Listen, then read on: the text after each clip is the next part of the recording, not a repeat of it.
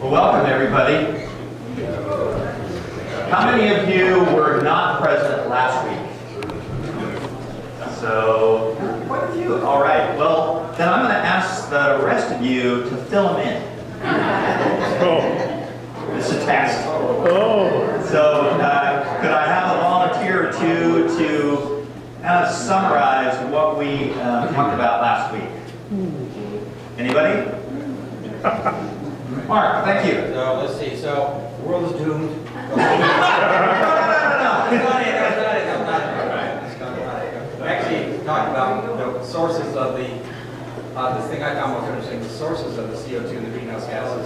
They come from a lot of different things, like cement, creation, the production of cement, is a source of greenhouse gases, and how long it takes the gases to actually work their way out of the system could be a long time. How fast it's gone up in the last 100 years. But he's going to tell us how we fix it. I would say also the volume of CO2 is, I mean, you really helped us make sure tremendous amount of CO2. Yeah, so the short summary of everything we said last week was that global warming is happening. It's caused by us, mostly our burning of fossil fuels. It's really serious. It's very urgent. And in the next two sessions, we're going to get into how we can fix it. So, because we all have a part to play in this. And we spent most of last session deliberately kind of in a review mode for many of you, talking about the impacts on the planet. Today, we're going to talk, based on what we learned about the impacts on the planet, we're going to talk a lot more about the impacts on people. And then we're going to look at some examples, one in particular, of how people are working together as a society to solve the problem. And that'll give us something to think about for the next session, where we're going to get into more detail about some of the specific solutions that you, as individuals, as households, as a community here at St. Andrews, can enact to help solve the problem. So that's the short summary of what we talked about last week. And this course I've subtitled Creation, Care, and Climate Change, Scripture, Science, and Solutions. So we're going to have a little bit of scripture to start us out in each session to set the context. Today, I want to talk about, let me see, I think I might be a slide ahead. We're going to talk about the impacts on people. And we have a responsibility as Christians to care for each other, and specifically for the poor and the vulnerable around us. So I have started out, and I'm going to ask you, there's a Bible at each table. If you all could, starting with Psalms, I'm going to do Proverbs here. If you could look up some of those passages for me, so you don't have to sit here and wait for me to do it, that would be great. But I want to just help us get immersed in thinking about the impacts of people by reading a couple of these passages. And then I want you, while we're doing that, to think about two questions. What words come to mind that best describe how we should relate to the poor and the needy around us? And secondly, what words best describe how we presently are doing that? So it's sort of the same exercise we did last week when we were talking about how we should relate to the rest of creation. And now we're going to talk about our responsibility towards each other. So, the word of the Lord, Proverbs, chapter 19, verse 17.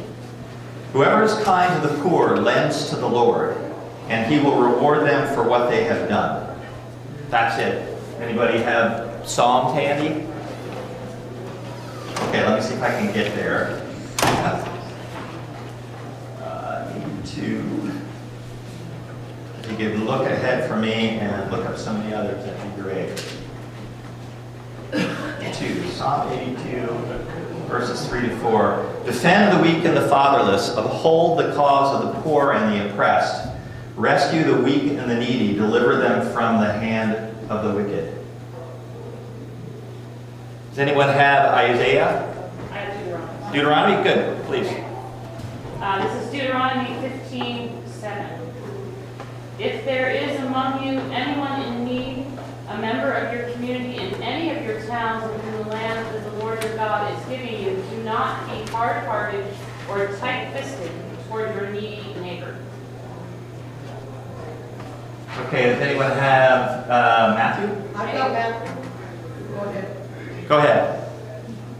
All right. Then he will say to those at his left hand, you that are accursed, depart from me into the eternal fire prepared for the devil and his angels. For I was hungry, and you gave me no food. I was thirsty, and you gave me nothing to drink. I was a stranger, and you did not welcome me. Naked, and you did not give me clothing. Sick, and in prison, and you did not visit me. Then they also will answer, Lord, when was it that we saw you hungry or thirsty or a stranger or naked or sick or in prison and did not take care of you?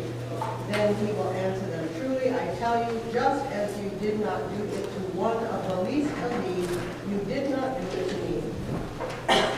Thank you. Isaiah?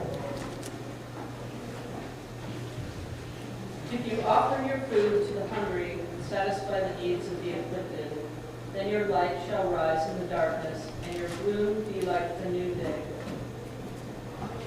Thank you. And I have 1 John 3, verse 17. If anyone has material possession and sees a brother or sister in need but has no pity on them, how can the love of God be in that person? So none of this is surprising. I'm sure we are all steeped in the responsibility we have as Christians to care for the poor. But it's hard for us living in one of the wealthiest communities in one of the wealthiest nations on the planet to really appreciate how the rest of the world lives. So one of the things I like to do at the start, just like last time we talked about, how much is a metric ton of carbon dioxide, I'd like to talk for a second about who are the poor. And I'm going to just to jumpstart this conversation by saying that we have the majority of the people in this world live on less than $8 a day. Does that surprise anybody? Does that seem like $8 a day? Would that strike you and I as being someone who's poor? Okay. Yeah. Well, that's the majority of the population. And I'm going to, because of time today, I'm going to kind of jump us forward. This categorization you may have seen before. It talks about 4 levels of income and the associated lifestyles that are possible with those levels of income. And the fact is that the majority of the people who are living on less than $8 a day have a lifestyle that we have a hard time appreciating. First of all, they're getting around mostly on foot. Many of them don't have shoes, some have shoes, a few have a bicycle. They go for their water either to a natural source, just open lake, river, whatever, untreated, and or they have a community well that they share. For the preparation of food, some of them are burning wood in an open fire to prepare food. Most are using some sort of gas stove. They either sleep on a dirt floor or they may share a thin mattress amongst multiple people. And finally, when you think about education, many are not going to school at all, and those who do may go just up through grade school. So that's the majority of the world's population. And the fact is that the impacts of the planet that we talked about on the planet of global warming that we talked about in depth last week have a disproportionate impact on the poor, and this is going to get even more prominent in the future.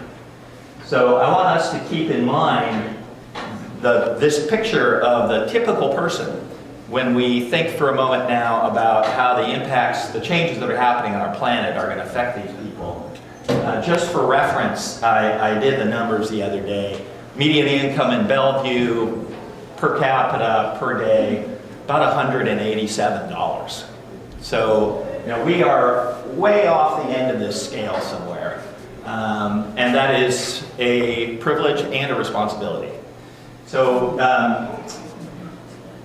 what I'd like to do next is just go a step further from where we were last week. So last week we talked about all the changes that are happening to the planet as a result of global warming. And what I'd like to do today is think through, as a group, what some people talk about as the second and third order effects of these changes. So for this purpose, for example, we'll think about the impacts of each of these changes on people, starting, for example, less snow and ice. So less snow and ice leads to, in the mountains, in the winters, leads to less water available in the rest of the year in our reservoirs for all sorts of purposes. So that can result in shortages that may force farmers to have to not produce or change their production in ways that produce less, resulting in, and this is where it gets really complicated, right? Every consequence has another consequence, resulting in either shortages and or increases in prices of food. So, and then take that and think back to the impact that's going to have on the people who are trying to get by on $8 a day. So I want to do this just kind of a free-for-all here. I'm going to use the board to capture a few of these causal chains. So if you have one that you are thinking about, we talked about, so these are the second and third order changes.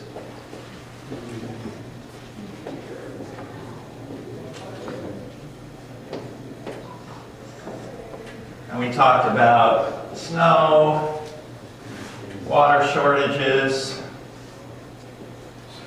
crops, food prices. Someone else have a chain they want to share? So the wildfires, I think, would lead to people losing their homes as well as health issues from the increasing pollution.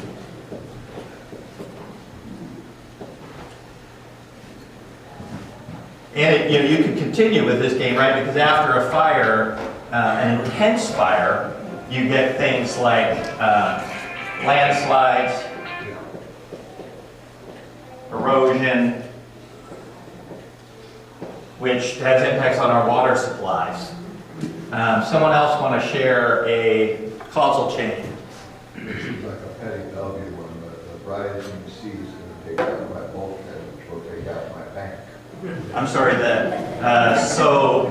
level rise. I didn't quite hear the rest. What? It's going to take out the bulkhead, which will take out the bank. Take out Yep. your house. So your bulkhead's going to fail. Well, you do that jokingly, but you know what they're talking about doing in New York City right now?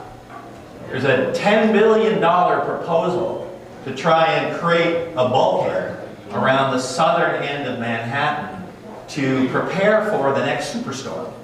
As you know what happened in Superstorm Sandy, the damage was severe to the subways, to electrical substations, everything was greatly affected. They're trying to figure out now how to prepare us for that inevitability of greater storms. So right here. Well, it's along the same lines, but rising sea levels really impact coastal communities, make a huge, and then forced migration, which then... Okay, so the loss of land. Yeah, loss of land, forces migration and refugee crises, Yep. and it goes on from there. Well, with the fire. I was in Alaska recently, and there are communities that are moving. And they really don't want to, but they're being forced to. And in that case, it's a little different chain. It's coming from the loss of ice, which was kind of a bulkhead for them in the winters against storms. So it's sort of a similar sort of change, has a different set of consequences. I think there was someone else right here. I was going to say with the fires too, with that whole, then there's loss of employment, there's loss of business. I mean, so that all is another area where people. Yeah, there's another causal chain. Homelessness, too, like in Paradise. Jobs, income are all going to be lost. Anybody else in the back on the left? The thawing permafrost is leading to the rise of superbugs,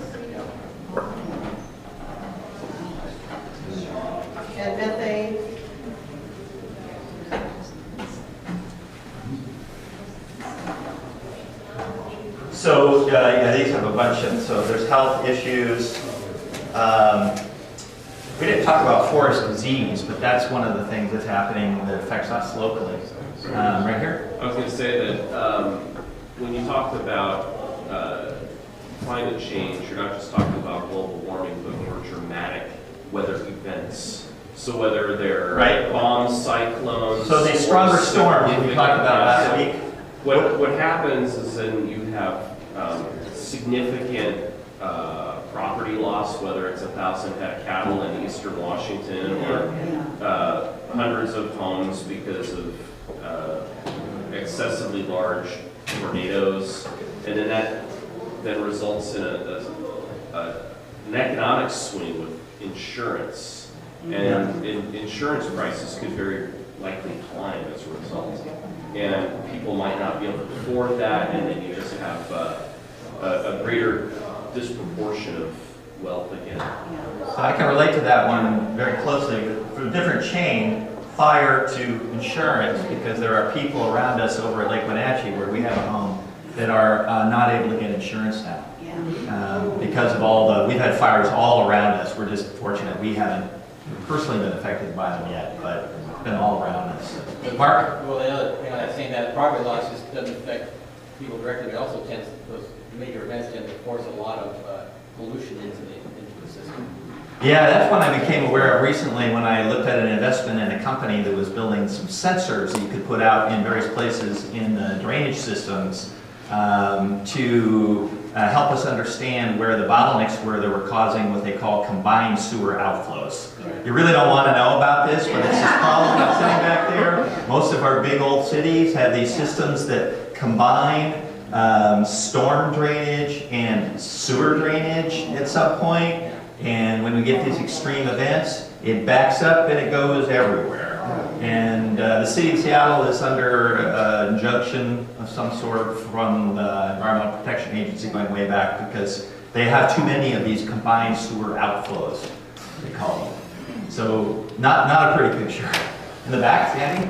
So Sojourner Magazine just had a big article on this recently, and I found it absolutely fascinating. Is the social economic. So if we take a look at Florida, Florida is losing, right? So Yeah. the wealthy who have their beautiful homes here are now having to move back into the neighborhoods where the poor people would live, the poor that would commute into the city to clean houses, to be at the hotels, to do all the labor jobs that wealthy people really like. And yet they're going to displace them that much further. And what they're concerned about is the poorer people who live in these neighborhoods, they don't have, the next place is the bayous. They do not have a place to live. So they're displacing. When global warming happens and we lose land and the wealthy that get to live on there, they move further inland, which displaces those who, and they just take away their homes in horrible ways. So I'm going to move us forward because this exercise can be played out ad infinitum almost. And it is reinforcing a point that I try to communicate, which is that climate change is a problem that makes all other problems worse.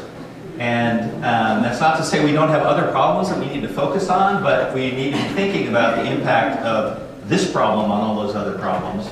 And one of the things I would emphasize is that there are a lot of national security professionals who think that climate change may actually be our biggest security issue of the present, even, not to mention the future, because they describe it as a threat multiplier. I have a brother-in-law who's up for general in the Army, and they are studying this a lot because it's the planning that they have to do. A lot of their planning is around this. So the overall point is that the impacts on people are going to be profound, and they're starting to happen now. I mean, we've all encountered little examples of this around us. They're going to get much more severe. Some of the big themes that when you do this exercise, you tend to land on certain things multiple times. One of the big ones is mostly through water, but through other mechanisms as well, crops. Another big one, got it through sea level, but it's kind of this property loss Because, you know, most of our cities, most people live on the coasts. And so they're either in an area that's likely to be affected by rising sea level directly through higher sea level, or indirectly through storm surges that swell the seas greatly during severe storms. So you get a lot of property loss, and this one also comes up time and again. So if you think our challenges with respect to migration are big now, they're going to get a lot more severe if we don't figure out how we can change. So that kind of gets you in a bad frame of mind when you do this exercise a bunch. And that's not my goal here. My goal, because we're going to switch gears here in a moment and talk about more about what we can do about it. But I want to help us think about the impacts of all of those things on most people. We're going to be relatively insulated from this. Not completely insulated, but relatively insulated because of our wealth, because of our location. But other people are extremely exposed. You had a question here? One thing I don't see on here is the effect of the creatures around us, the wildlife. Well, it's right here. Changes in animal migration and life cycles. We talked about it last week. About that chain. Yeah, you can. Every one of these chains that you're building affects. Yeah, it gets really complicated. I'm going to move us forward then to focus just for a moment more specifically on what we think we should expect to see here. And I'm going to do this through largely through an example of something that happened recently that is, I think, a foretaste of what's to come. But the stressors that, and this is from the National Climate Assessment, the recent document, that are the stressors that are most prevalent in this area include things related to the warmer winters and the lower snowpack coming from that, water shortages, ocean acidification. We haven't talked about that yet, but we have a significant seashell and fisheries industry that's affected by that. Sea level rise and surge. We do have some coastal communities that are moving. I can't remember which one it is. It might have been out at Low Cliff somewhere. There's a community that's moving now because they can't take the storm surges anymore. Drought and deluge. The overall quantity of rain may be similar, but we're more likely to have severe droughts for a while and then extreme deluge for a period that has a lot of consequences for all sorts of things. Stream flows fluctuating being one of them, and associated with that, landslides and erosion, affecting things like trains, for example, that run up and down the coast. And lastly, the thing that we may experience most, heat waves. So I want to think back to 2015. Do you remember one more thing to add to that? Yeah. August smoke. Smoke, yeah. That's not a climate stressor, that's a result of some of these climate stressors leading to fires, leading to smoke. So these are the first order changes. Remember, thinking if that's the impact on the planet, how's that going to affect us? Well, think back to 2015, the winter of 2015. Remember, we had a really unusual winter, and I have some of the basic stats on it here. We had 80% reduced snowpack overall. I mean, we had like 5 or 10% of our usual snowpack in the Olympics, and it varied around the state. We had ski areas that were, some of which only stayed open through January, and they had, very abbreviated season. There, over the summer, the following summer, 1.6 million acres in Oregon and Washington burned. We, in our budget, took a hit as a state of $600 million in firefighting costs. The agricultural industry in this state took a loss of somewhere around $700 million due to those events. There were salmon kills in a number of streams because the water was too warm, there wasn't enough oxygen, and they just couldn't survive. We had an algae bloom out on the coast that closed a number of fisheries for a while. So these, did I forget anything? No, those were the main ones. So these are the examples of what can happen when we get really one significant climate stressor, a warmer winter, resulting in less snowpack, and all of these ripple effects. The industries that are going to be affected in this state are numerous. Some of the areas where we have forestry now that's marginal, some of the northeast and east side of the Cascades, it may not be practical in the future. There's going to be a lot more disease in forests, things like pine beetles, whose their habitat is shifting and it's going into places where they're going into places where trees haven't seen it before, and the trees can't respond fast enough to protect themselves. They can't evolve to protect themselves against the pine beetles. So Colorado has something like 1.3 billion trees or something like that. They're affected by this stuff. The number, I may have the number wrong, but it's a huge number. It's a huge impact, in part because of the impact on the forestry industry, but also then for fire. These trees are much more likely to burn, so we're likely to see a lot more fire. Water shortages, the Yakima Valley is quite stressed these days, and they're actually talking about a pipeline from, it's one of the big reservoirs that you see when you go over the pass, because they need more water than they're getting right now. They have a lot of specialty crops which are very valuable, but they require water that they can't get just from the environment locally. Storm surges, seashell industry is very threatened. We talked about that a little bit. Their shells are softening in more acid water because the oceans have largely saved us to date from the brunt of the impact of the increased levels of carbon dioxide. But that's filtering through to the seafood industry. We talked about skiing. Our hydropower supplies are going to be affected if we have less water and we start having to think about rationing between people using water and farmers using water and industry using water for generating electricity. And infrastructure, someone had brought up earlier what's happening in Seattle with needing to put more money into making our city more resilient from some of these changes. We talked about the combined sewer outflows problem. There's a big investment that needs to be made to prevent more of that from happening. So we won't be sheltered from it. It will affect us greatly. So, setting aside the $8 per day majority of the world people, we're going to be affected as well. All right, well, now that I've got everybody feeling really good about things, I want to go a little deeper into who is contributing most to the problem, because I think there's not a very good understanding of this. This group here in this room, both the people who were last week and you this week, are very well informed. Right? You're in that 10% of the population we talked about that understands that scientists agree that this is really serious, it's human caused, it's happening, and that there's no other good explanation than the carbon dioxide and other greenhouse gas emissions that come out of our use, primarily of fossil fuels. But I think we don't understand how it all adds up.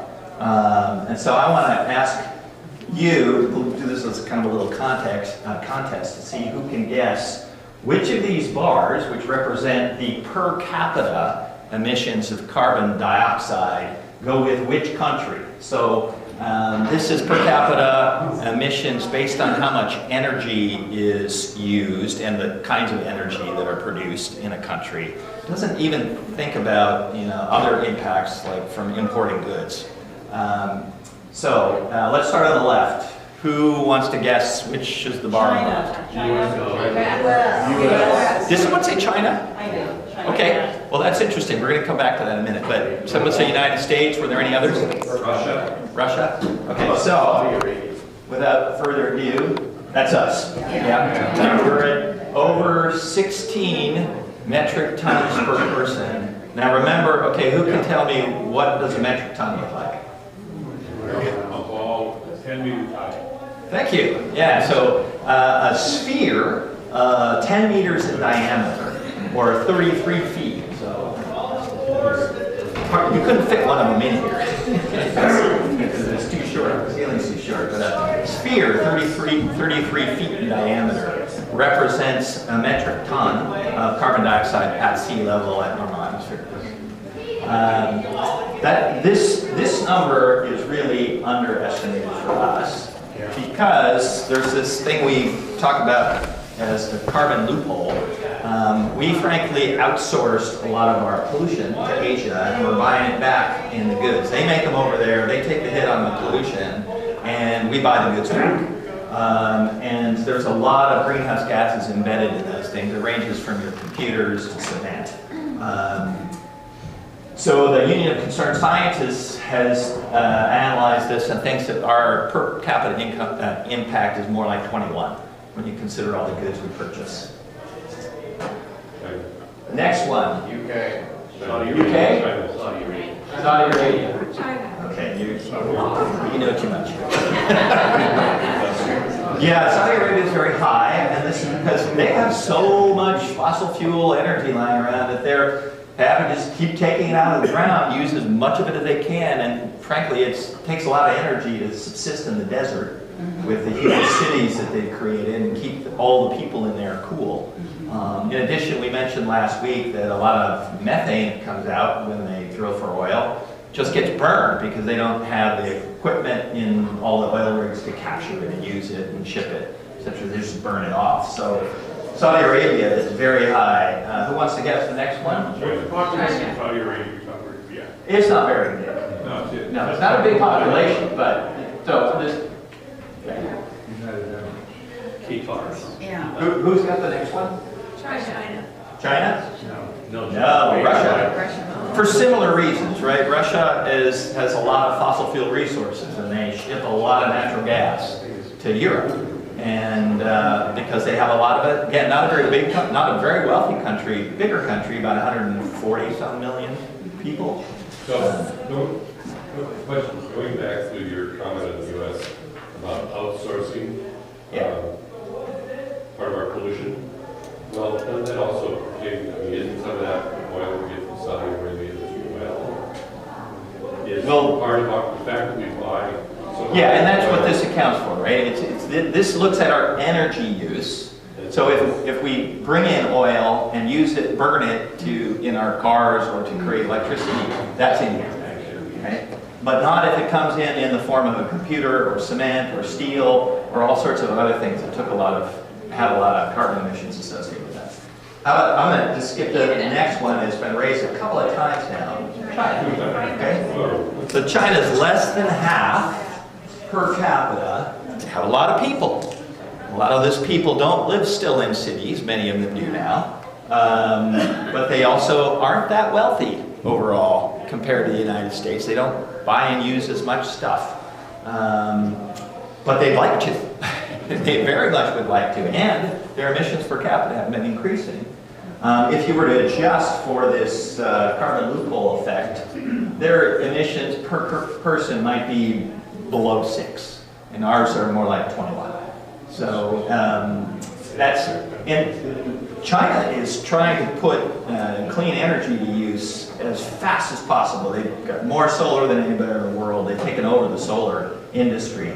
They're putting up more wind, I think, than anybody in the world. They're putting up more hydro than anybody in the world.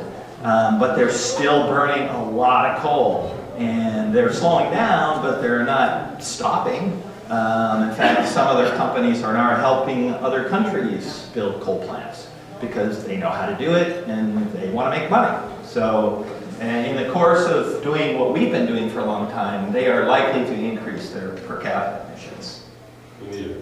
Next one. Who can guess what the next bar? India. Someone said India? India. Okay. This is not, I think of it as a country, but it's the European Union overall. Right? And this is one of the few places where the emissions have actually been dropping. And I think they're attributable to two things primarily. One is that they have been investing a lot in their building infrastructure and trying to reduce the amount of energy associated with heating and cooling buildings.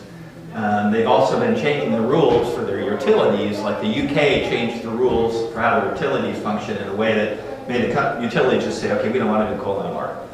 So they've been shifting rapidly out of coal. And then thirdly, places like Germany have some of the most developed, in the Nordic countries, Germany has some of the most developed solar industry, and the Nordic countries have some of the most developed wind production facilities. So they're switching rapidly as they can to clean energy sources. And there are some places in Europe now where wind, for example, is the majority of the energy for the country. In the Netherlands. Yeah. The next one, you guys ought to like this one. There are probably some Scandinavians here, right? Just a guess.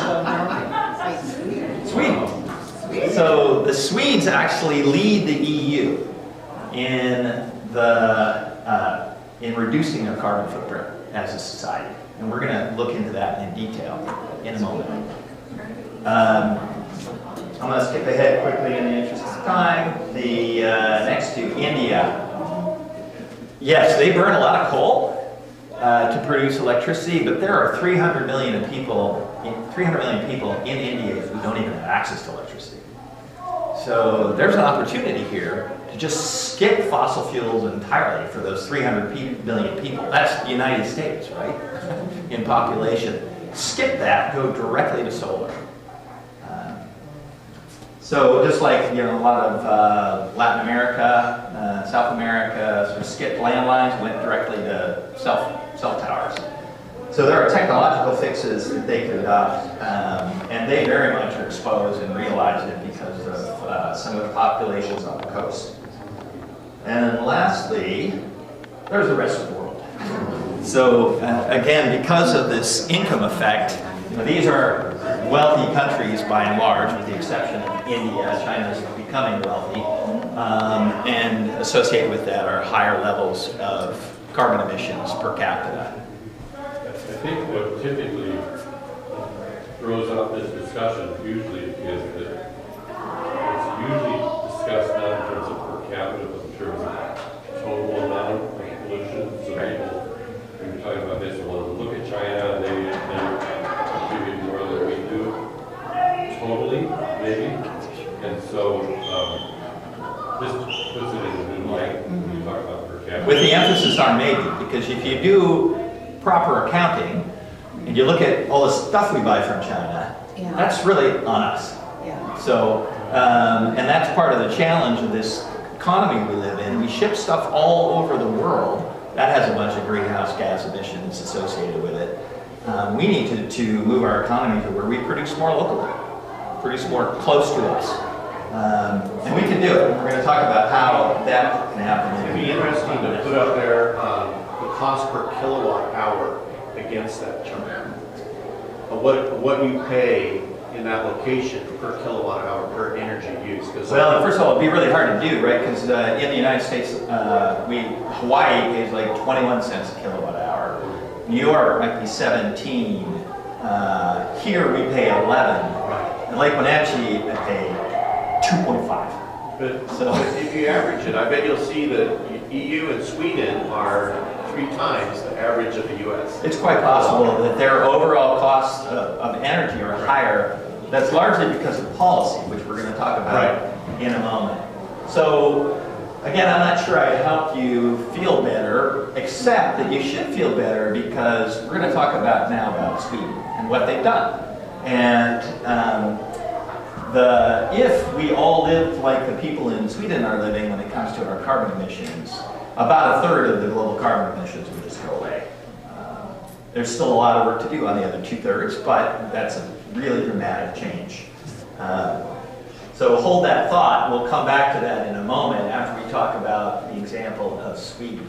So I want to spend a few minutes now just having you at your tables. We've had a pretty good discussion so far, so I think some of this has come out, but I'd like to have you all spend a few minutes just talking amongst yourselves about what new insights or understandings have come out from what we just talked about, what concerns you have as a result of what you've learned, and I want to know if it changes how you feel about this problem in any way. So why don't you just go ahead and talk amongst yourselves for a moment, and then we'll come back. And remember, you're going to be asked to tell what your neighbor thinks. So I would like to ask a couple of volunteers to share, not what you think or what new insights you have or new concerns, but what your neighbor said. So thinking about what your neighbor said, I'd like to have you tell me what your neighbor said that's new or a new concern. Anyone want to start? My neighbor said that it doesn't do much good if individually we stop buying water in plastic bottles. It has to be mandated, it has to be a law, it has to be everyone. Policy change. It has to be a policy change. Or what we do individually doesn't really help that much. Okay, so we had one, I guess that's a concern. Yeah. Yeah, concern that maybe what we do individually doesn't count that much. And we have to have rules about how all of us need to behave. Okay. We talked about the impact of travel on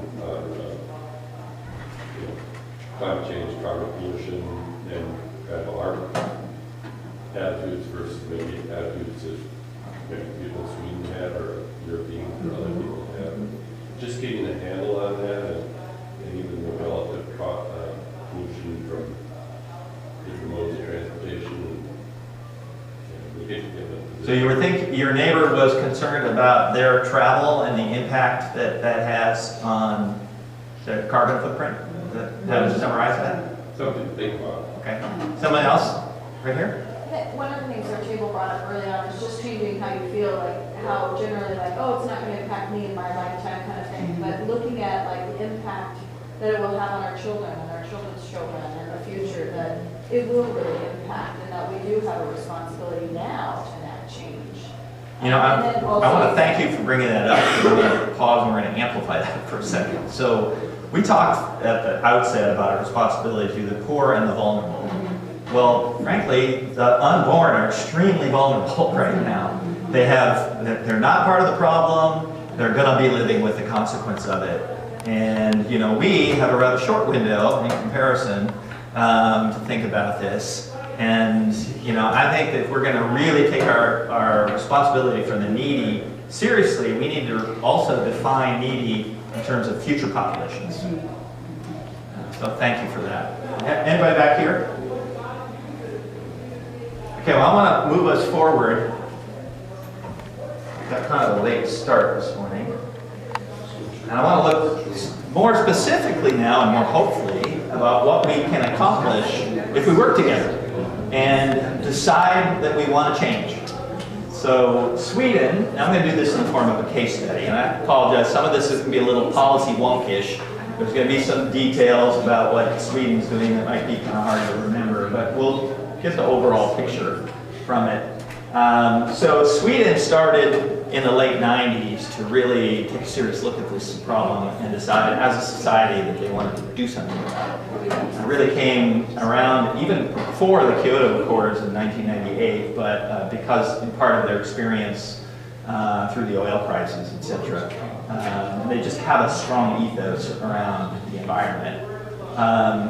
So they started setting goals, and then they followed it up with policies that are strong and have had a lot of impact. And I want to just do a compare and contrast for a moment. So the first goal they said is we got to get on to clean energy as fast as we can. We got to reduce the amount of our energy for our whole economy that's coming from oil and gas. And so they set this goal of getting 50% clean energy, all uses, by 2020. And they made it in 2016. So we'll see in a moment where they are.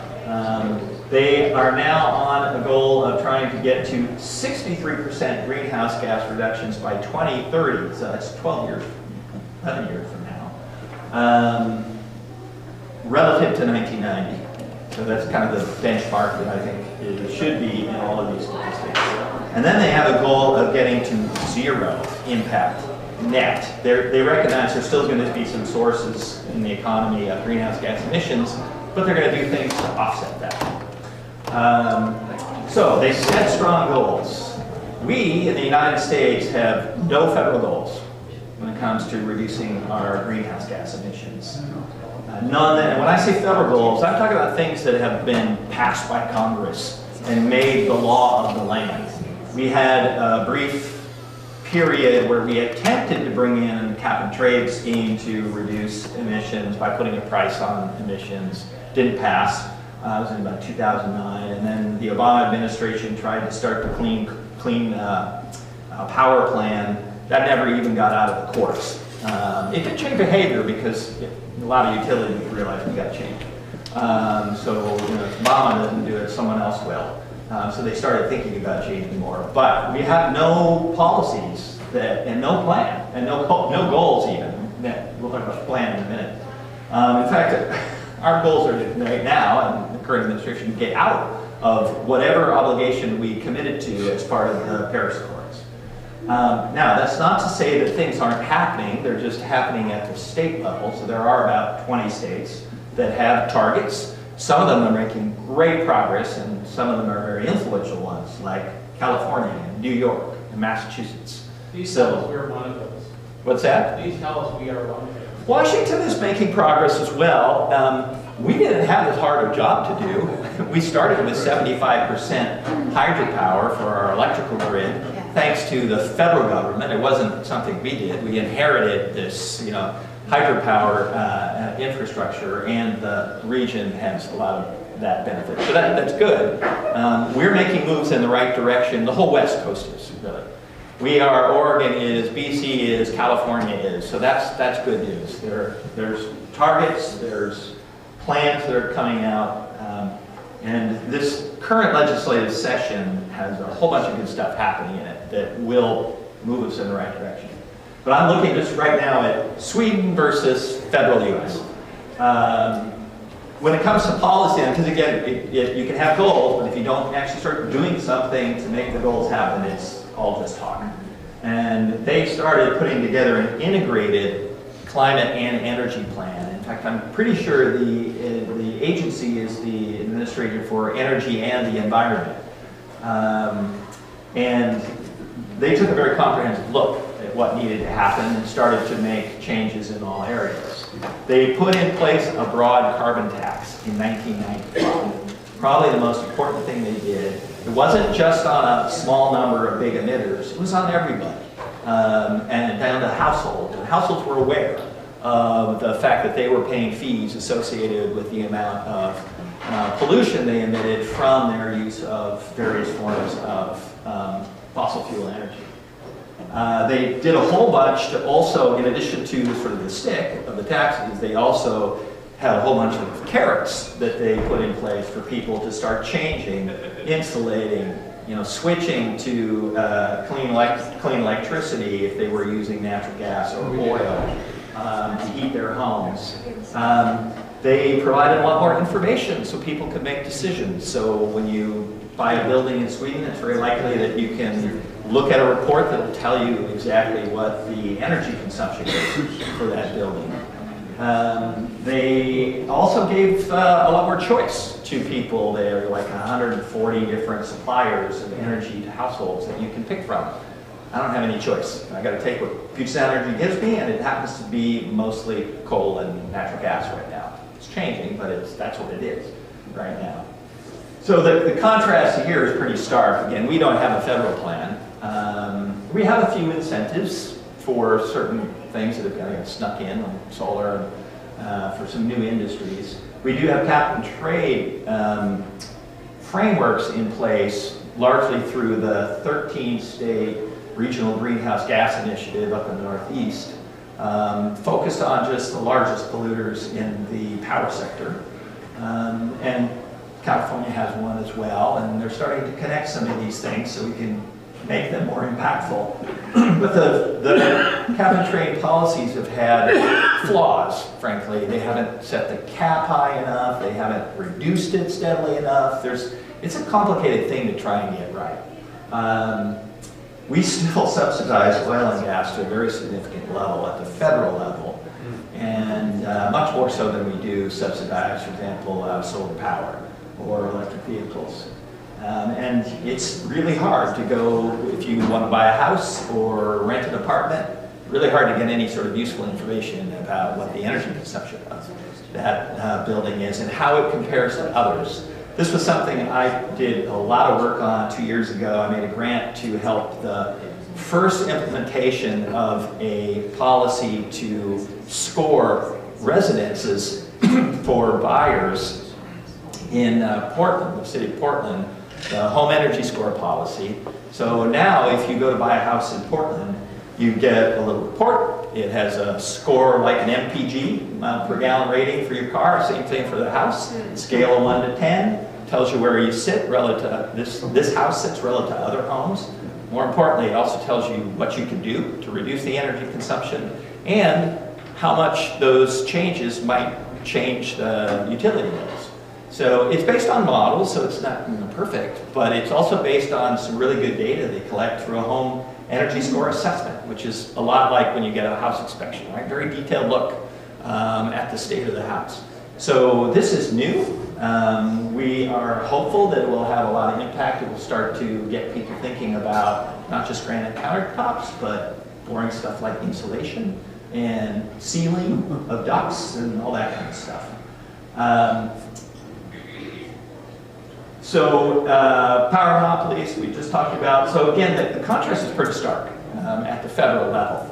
And it's not surprising then when you look at the energy and emissions impacts for these two countries. First of all, let's talk about efficiency. This is 2016 information. Efficiency simply, unit of output, gross domestic product, energy inputs.